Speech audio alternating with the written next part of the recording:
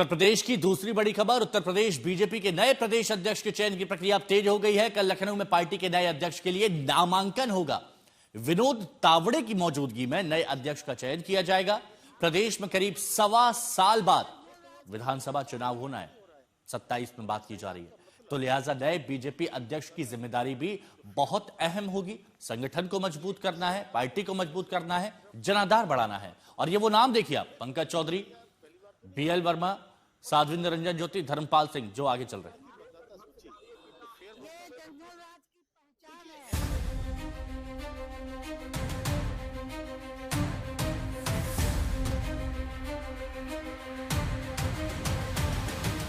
BJP का agenda mission 2027 है। तैयारियां जोरों पर हैं। यूपी में अब बीजेपी की कमान नए हाथों को सौंपने की तैयारी है। बीते कुछ दिनों से बैठकों का दौर चल रहा है। बीजेपी आरएसएस के नेताओं की मुलाकात हो रही है। यूपी बीजेपी के नए अध्यक्ष के नाम की अटकलें चल रही हैं। इन चर्चाओं के बीच कल यूपी में नए अध्यक्ष के चयन की प्रक्रिया शुरू हो रही है, जिससे पहले गुरुवार को यूपी बीजेपी के अध्यक्ष भूपेंद्र चौधरी ने पीएम मोदी से मुलाकात की। उसके बाद भूपेंद्र चौधरी गृह मंत्री अमित शाह से भी मिले। पार्टी सूत्रों के मुताबिक नए अध्यक्ष के चयन के लिए संगठन स्तर पर सभी तैयारियां पूरी हो चुकी हैं। राज्य के संगठन चुनाव के प्रभारी और केंद्रीय मंत्री पीयूष गोयल जल्द लखनऊ जा सकते हैं, जिसके बाद कल नए बीजेपी अध्यक्ष पद के लिए नामांकन होगा। अगर एक से अधिक उम्मीदवार प्रदेश अध्यक्ष पद के लिए नामांकन करते हैं तो चुनाव होगा, वरना नाम सर्वसम्मति से तय हो जाएगा। लंबे इंतजार के बाद उत्तर प्रदेश में बीजेपी के नए प्रदेश अध्यक्ष का नाम तय हो जाएगा और जिसके लिए चुनाव प्रक्रिया की घोषणा कर दी गई है। 13 दिसंबर यानी शनिवार को पार्टी कार्यालय पर दोपहर में 1 से 2 के बीच में नामांकन होगा और अगले दिन यानी 14 दिसंबर को प्रदेश अध्यक्ष का ऐलान होगा। और इसके लिए पार्टी के राष्ट्रीय महामंत्री और चुनाव पर्यवेक्षक बनाए गए विनोद तावड़े और पीयूष गोयल लखनऊ पहुंचेंगे। उनके सामने ही प्रदेश अध्यक्ष के लिए चुनाव प्रक्रिया अपनाई जाएगी। बता दें कि उत्तर प्रदेश में बीजेपी के प्रदेश अध्यक्ष के चयन के लिए प्रांतीय परिषद के लगभग 400 सदस्य ही वोट डालेंगे।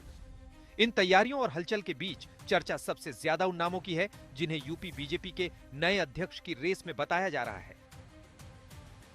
केंद्रीय मंत्री पंकज चौधरी, बीएल वर्मा के नाम चर्चा में है। साध्वी निरंजन ज्योति और धर्मपाल सिंह के नाम की भी अटकलें हैं। संभावना जताई जा रही है कि अगले विधानसभा चुनाव को देखते हुए किसी ओबीसी चेहरे को ही यूपी बीजेपी की कमान दी जा सकती है। बीजेपी का प्रदेश अध्यक्ष कौन होगा ये तो 14 दिसंबर को तय होगा, लेकिन नाम कई चर्चा में है। कहा जा रहा है कि इस बार पार्टी एक ऐसे दलित या पिछड़े चेहरे पर दांव लगा सकती है जिसकी न सिर्फ पार्टी में स्वीकार्यता हो बल्कि संगठन और सरकार के बीच समन्वय स्थापित करने का भी एक लंबा अनुभव हो। और जिन नामों की चर्चा है उन नामों में बीएल वर्मा के साथ साथ साध्वी निरंजन ज्योति, जो बीते दिनों से चर्चा में है, उनका नाम चर्चा में है। उत्तर प्रदेश सरकार में जल शक्ति मंत्री स्वतंत्र देव सिंह, पूर्व एमएलसी विद्यासागर सोनकर, केंद्रीय मंत्री पंकज चौधरी के साथ साथ उप मुख्यमंत्री केशव प्रसाद मौर्य, धर्मपाल सिंह का भी नाम चर्चा में है। यूपी में एसआईआर प्रक्रिया शुरू होने से साथ ही सियासी तल्खी बढ़ी हुई है। घुसपैठ को मुद्दा बनाकर सीएम योगी और बीजेपी के हमले तेज हैं। माना जा रहा है नए अध्यक्ष के ऐलान के साथ विपक्ष की घेराबंदी और तेज होगी। लखनऊ से संतोष शर्मा और कुमार अभिषेक के साथ दिल्ली से हिमांशु मिश्रा, आज तक। कुमार अभिषेक हमारे सहयोगी हमारे साथ में इस वक्त बने हुए हैं। कुमार, मिशन 2027 के लिए किस समीकरण के साथ किस चेहरे पर दांव लगाया जा सकता है? देखिए, बहुत प्रतीक्षित है ये नाम कि कौन सा नाम बनेगा। बीजेपी में इतना सस्पेंस पहले कभी नहीं रहा जितना इस बार दिखाई दे रहा है।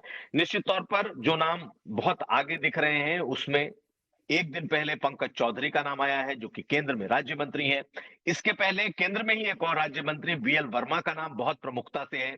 साध्वी निरंजन ज्योति का नाम है, वो भी उनके नाम की भी बहुत चर्चा है। यहाँ तक कि केशव प्रसाद मौर्य का भी नाम है। ये सब पिछड़े चेहरे हैं, पिछड़े नेताओं के बड़े नाम हैं जो कि इस लिस्ट में है।